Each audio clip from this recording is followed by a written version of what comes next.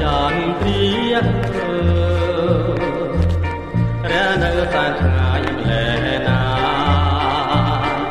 ខ្ញុំអង្គុយឯកា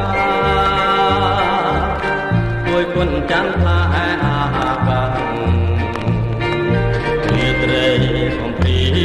អូផារីទេដា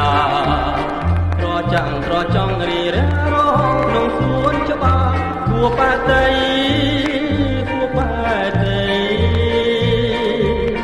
ខ្លួនខ្ញុំហាបីអត់ដែរទៅនៅជាមួយព្រះចន្ទ្រាបន្ទង់វេទនាដែលខ្ញុំប្រំព្រាជាយូរមក